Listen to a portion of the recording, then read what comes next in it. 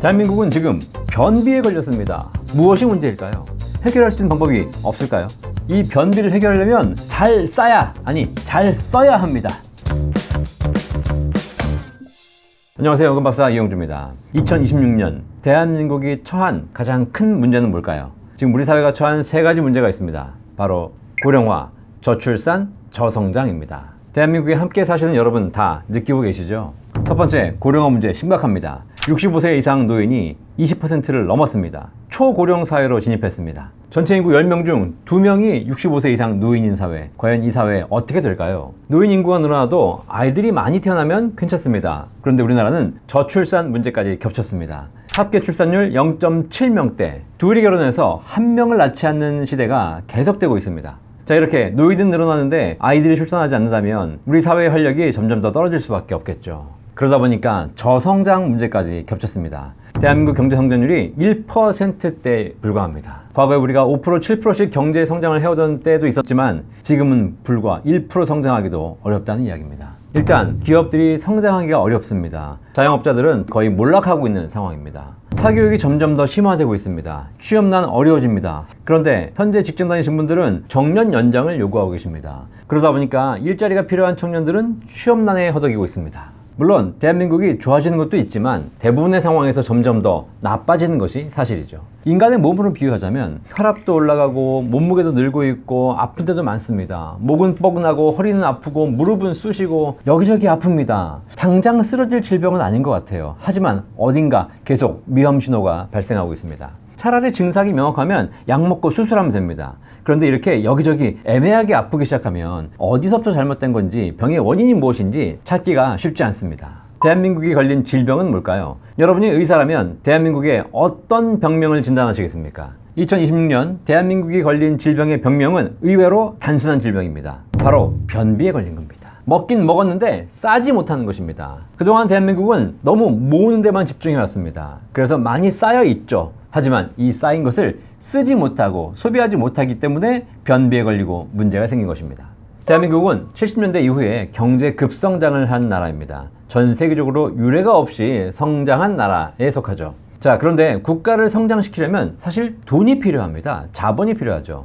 그래서 70년대, 80년대 기억하시겠지만 국가를 성장시키기 위해서 생산재 산업을 육성했습니다.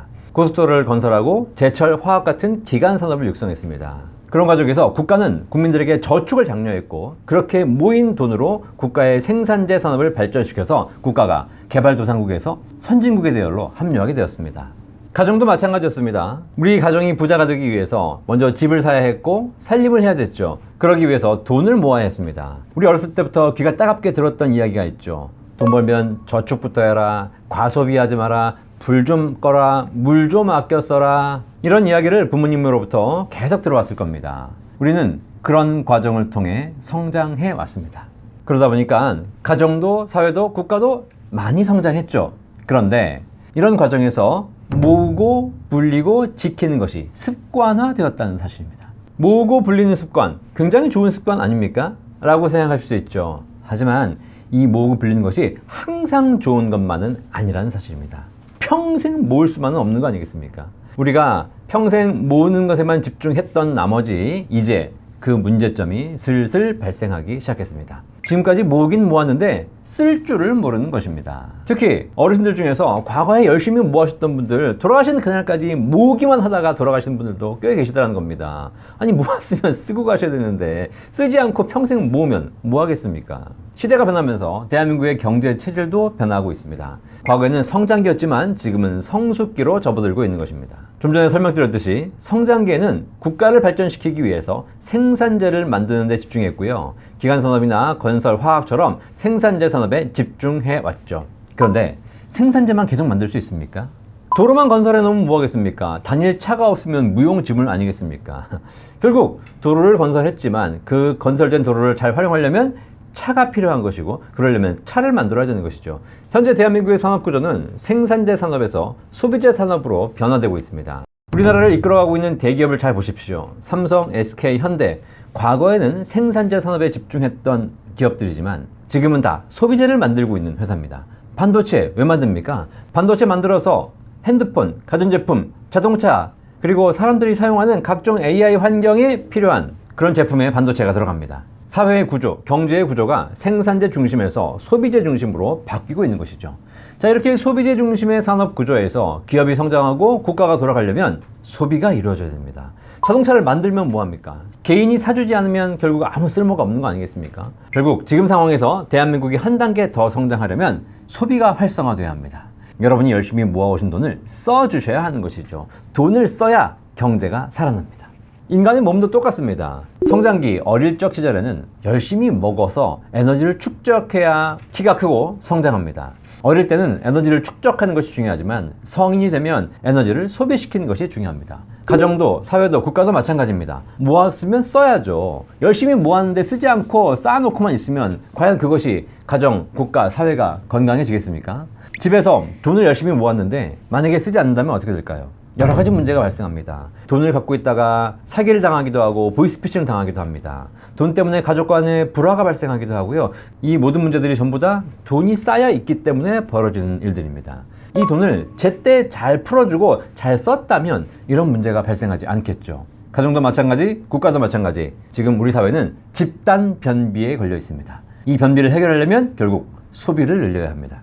자, 그런데 이렇게 소비를 늘리라고 하면 아무래도 여러분 부담스러우시죠? 내가 언제까지 살지 모르는데 무작정 쓰기만 해라? 그러다가 만약에 내가 가진 재산 다 써버리면 그때는 난 어떻게 살란 얘기냐? 걱정되시죠? 따라서 무작정 쓰기만 한다는 것은 굉장히 위험한 생각입니다. 안정적으로 쓸 수 있는 구조를 먼저 만드셔야 하는 것이죠. 그것이 바로 연금입니다. 목돈 들고 있으면 좋습니다. 하지만 목돈은 아무리 많아도 마음껏 쓸 수가 없습니다. 왜냐하면 쓰는 만큼 목돈, 자산이 감소하기 때문입니다. 언제까지 살지 모르는데 점점 자산이 줄어든다면 과연 마음 편히 쓸 수 있겠습니까? 하지만 목돈이 아니라 평생 받는 종신연금이 있다면 결과는 달라집니다. 평생 받는 종신연금이 있다면 이 연금은 언제까지 나오죠? 돌아가시는 그날까지 나옵니다. 국민연금, 주택연금, 개인연금보험처럼 종신, 평생 받는 연금 기능이 있는 연금으로 준비하신다면 이 연금은 아무리 써도 자산이 감소하지 않습니다. 목돈을 뺐으면 자산이 줄어들지만 연금을 탔으면 평생 안정적인 소비를 할 수 있다는 것이죠. 2026년 대한민국에는 소비가 필요합니다.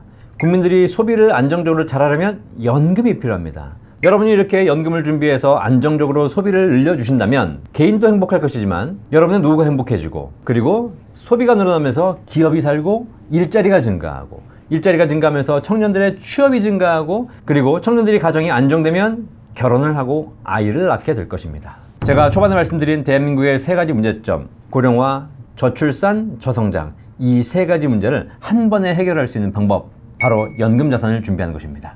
여러분이 연금을 잘 준비하시는 것, 그것이 고령화 문제를 해결해 주는 것이고 연금을 잘 소비하면서 국가가 성장하는 것이고 그 성장 과정에서 젊은이들이 살기 좋은 환경이 되면서 아이를 낳아서 출산율이 증가하게 될 것입니다.